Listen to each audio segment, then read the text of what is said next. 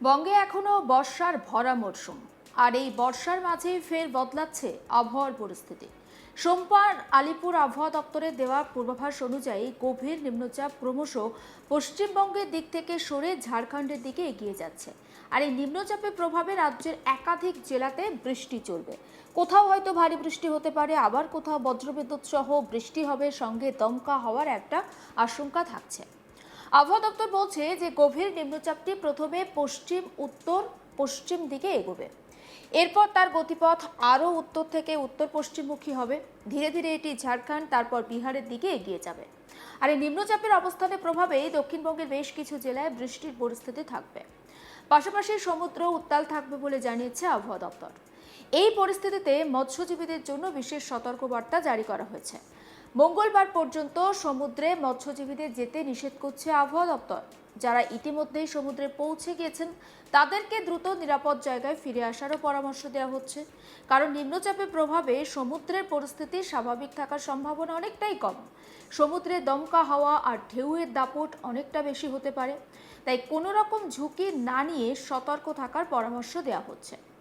এবার এক নজরে আপনাদেরকে জানাবো মঙ্গলবারের আবহাওয়া, অর্থাৎ আজকের আবহাওয়া ঠিক কেমন থাকবে সেই আপডেট। মঙ্গলবার দক্ষিণবঙ্গের একাধিক জেলায় ভারী বৃষ্টির হলুদ সতর্কতা জারি করা হয়েছে।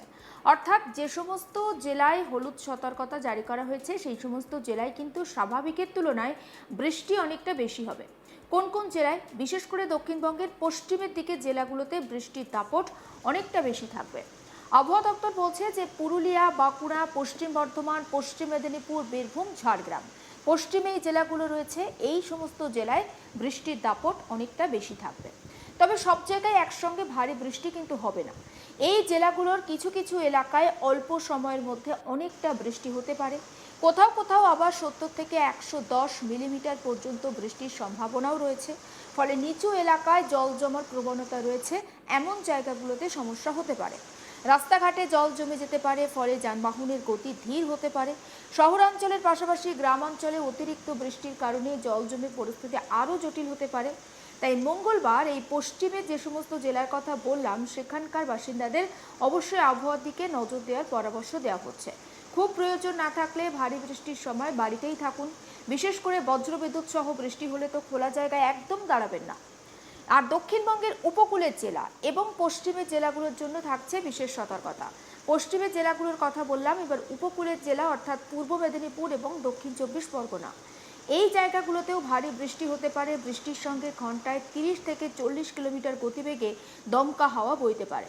তার সঙ্গে বজ্রবিদ্যুৎ সহ বৃষ্টির সম্ভাবনা থাকছে। ফলে গাছের নিচে দাঁড়ানো বা বিদ্যুতের খুঁটি বা দুর্বল কোনো কাঠামোর কাছে থাকা অবশ্যই এড়িয়ে চলুন। বজ্রবিদ্যুৎ সহ বৃষ্টি হলে সাধারণ কিছু সতর্কতা মেনে চলা দরকার। বাইরে থাকলে যত দ্রুত সম্ভব নিরাপদ জায়গায় আশ্রয় নেওয়া ভালো। খোলা মাঠ, ফাঁকা জায়গা বা জলাশয়ের কাছে থাকা এড়িয়ে চলতে হবে। বাড়ির বাইরে থাকা অস্থায়ী জিনিসপত্র নিরাপদ জায়গায় সরিয়ে রাখার পরামর্শ দেওয়া হচ্ছে, কারণ দমকা হওয়ার সময় হালকা জিনিস উড়ে গিয়ে দুর্ঘটনা ঘটতে পারে।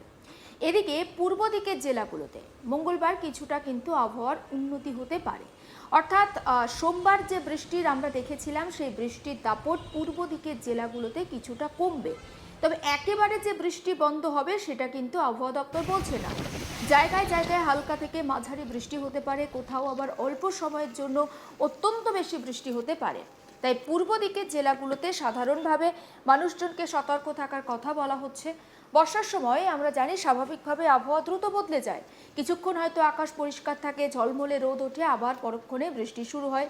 ফলে বাইরে বেরোনোর আগে অবশ্যই আবহাওয়ার সর্বশেষ আপডেট আপনি দেখে বেরোবেন। এবারে একটু কলকাতার কথা বলি, কারণ শহরাঞ্চলের সোমবারে আমরা একেবারে দিনভর বৃষ্টিস্নাত শহরকে দেখেছি। মঙ্গলবার কিন্তু শহরের আবহাওয়ার কিছুটা উন্নতির সম্ভাবনার কথা বলছে আবহাওয়া দপ্তর। অর্থাৎ সামগ্রিকভাবে বৃষ্টির পরিস্থিতি আগের তুলনায় কিছুটা কমতে পারে। তবে কলকাতা পুরোপুরি বৃষ্টি মুক্ত থাকবে না। শহরের বিভিন্ন জায়গায় বিক্ষিপ্তভাবে বৃষ্টি হতে পারে। কোথাও হয়তো অল্প সময়ের জন্য হালকা বৃষ্টি হতে পারে, আবার কোথাও কোথাও ভারী বৃষ্টি হতে পারে। ফলে শহর কলকাতাতে কিন্তু জল জমার একটা প্রবণতা আমরা লক্ষ্য করি। বিশেষ করে সেন্ট্রাল কলকাতার বিভিন্ন জায়গায় বৃষ্টি হলে জল জমে যায়, এবং তাই কলকাতার রাস্তায় বেরোনোর আগে যারা অফিস যাত্রী রয়েছেন কিংবা যারা স্কুল পড়ুয়া রয়েছেন কিংবা যে সমস্ত মানুষজন যাদের কাজের প্রয়োজনে বাড়ির বাইরে বেরোতেই হবে, অবশ্যই ছাতা সঙ্গে রাখুন, রেনকোট সঙ্গে রাখুন। আর অফিস টাইম বা ব্যস্ত সময়ে যদি বৃষ্টি হয়, রাস্তায় স্বাভাবিকভাবেই একটা জ্যামের পরিস্থিতি তৈরি হবে, যানবাহনের গতি অনেকটাই ধীর হতে পারে। বর্ষার সময় আমরা দেখেছি যে কলকাতায় অল্প সময় ভারী বৃষ্টিতে বেশ কিছু জায়গায় জল জমে যায়, যেমনটা আপনাদের বলছিলাম, যেমন সেন্ট্রাল, এমজি রোড, ঠনঠরিয়া, কালীবাড়ি, এই সমস্ত জায়গাগুলোতে প্রচুর পরিমাণে জল জমে, মানুষজনের ব্যাপক সমস্যা হয়। অনেক সময় অতি ভারী বৃষ্টির ফলে মেট্রোর যে টানেল সেখানেও কিন্তু জল ঢুকে মেট্রো চলাচলও ব্যাহত হতে পারে। কিন্তু মঙ্গলবার বৃষ্টির পরিমাণ অনেকটা কমলেও সতর্ক থাকার কথা বলা হচ্ছে শহরবাসীকে, কারণ রাস্তায় বেরিয়ে যদি আপনি হঠাৎ বৃষ্টির সম্মুখীন হন, তার জন্য আপনাকে বলা হচ্ছে ছাতা সঙ্গে রাখুন, রেনকোট সঙ্গে রাখুন। একবার আপনাদেরকে শোনাই আবহাওয়া দপ্তরের যে পূর্বাভাস, সেই পূর্বাভাস কি বলছে সেই আপডেট। আমাদের পশ্চিমবঙ্গের মূলত দক্ষিণবঙ্গে আগামী 24 ঘন্টায় প্রায় সর্বত্রই হালকা থেকে মাঝারি বৃষ্টিপাত তো থাকবেই, এবং প্রায় বেশিরভাগ জেলাতেই এক দু জায়গায় করে হেভি থেকে ভেরি হেভি মানে হচ্ছে ভারী থেকে অতি ভারী বৃষ্টিপাত হওয়ার সম্ভাবনা রয়েছে 7 থেকে 20 সেন্টিমিটার পর্যন্ত। আর পশ্চিমের কয়েকটা জেলায় তার থেকেও বেশি, 20 সেন্টিমিটারেরও বেশিও এক দু জায়গায় বৃষ্টি হতে পারে। মূলত আমাদের বাঁকুড়া, পুরুলিয়া এবং পশ্চিম বর্ধমান এই তিনটে জেলাতে সব থেকে বেশি বৃষ্টিপাত হওয়ার সম্ভাবনা রয়েছে আগামী 24 ঘন্টার মধ্যে। আর বাকি জেলাগুলোতেও যেমন বললাম আপনার ভারী থেকে অতি ভারী বৃষ্টিপাতের সম্ভাবনা এক দু জায়গা করে থাকছে।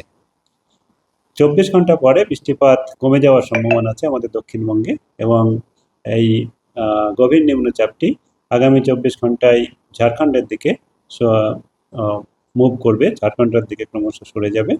আর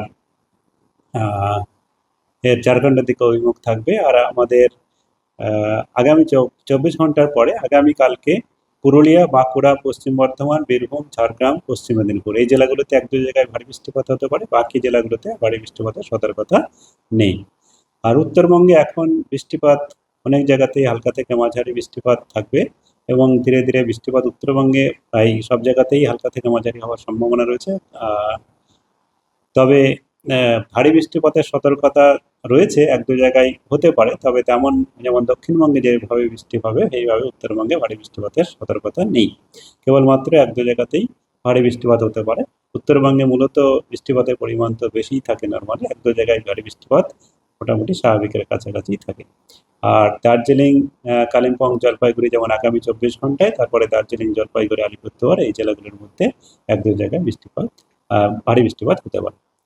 আর আমাদের আরেকটা যেটা বড় সতর্কতা রয়েছে সেটা হচ্ছে আমাদের মৎস্যজীবীদের সমুদ্রে যেতে মানা করা হয়েছে আজ এবং কাল, কারণ আমাদের বঙ্গোপসাগর এবং উপকূল অঞ্চল, পশ্চিমবঙ্গ, বাংলাদেশ এবং উড়িষ্যা উপকূল অঞ্চলে দমকা হাওয়া থাকার সম্ভাবনা রয়েছে। 40 থেকে 50, সর্বোচ্চ 60 কিলোমিটার পর্যন্ত দমকায় যেতে পারে। তার সঙ্গে সঙ্গে বৃষ্টিপাত হচ্ছে, তার জন্য মৎস্যজীবীদের আগামী 48 ঘন্টা আজ এবং কাল সমুদ্রে যেতে মানা করা হয়েছে।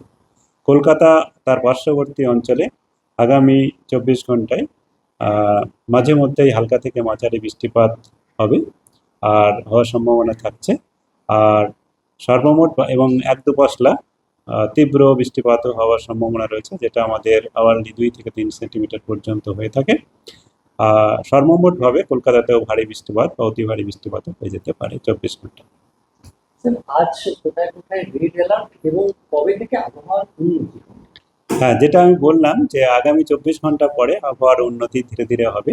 তো আমাদের যেমন পূর্বের দিকে জেলাগুলোতে, যেমন পশ্চিমের জেলাগুলি ছাড়া, যেমন বাঁকুড়া, পুরুলিয়া, পশ্চিম বর্ধমান, বীরভূম, ঝাড়গ্রাম, পশ্চিম মেদিনীপুর এই জেলাগুলোতে আগামীকালও বৃষ্টিপাত থাকবে হালকা থেকে মাঝারি, তবে বৃষ্টিপাতের তীব্রতা কমবে, সেখানে আগামীকাল ভারী বৃষ্টিপাত থাকবে। আর বাকি জেলাগুলোতে ভারী বৃষ্টিপাতের সতর্কতা থাকছে না, আগামীকাল থেকেই আবহাওয়ার উন্নতি হবে। তারপরে 19 তারিখে আমাদের কোথাও দক্ষিণবঙ্গের জন্যে ভারী বৃষ্টিপাতের সতর্কতা নেই, তবে মৌসুমী বায়ু যেহেতু আমাদের এখন মৌসুমী অক্ষরেখা আমাদের রাজ্যের মধ্যে দিয়েই থাকবে, তার জন্যে বৃষ্টিপাত তো হালকা থেকে মাঝারি অনেক জায়গাতেই কন্টিনিউ করবে। আর রেড অ্যালার্ট রেড অ্যালার্ট মূলত আমরা দিয়ে থাকি এই সময় অত্যন্ত ভারী বৃষ্টিপাতের জন্য। সেগুলি রয়েছে পুরুলিয়া, বাঁকুড়া এবং পশ্চিম বর্ধমান জেলা। বাকি জেলাগুলোতে কমলা সতর্কতা রয়েছে। সমস্ত আপডেট পৌঁছে দেবো আপনাদের কাছে। নজর রাখুন আজ তাক বাংলায়, সাবস্ক্রাইব করতে ভুলবেন না।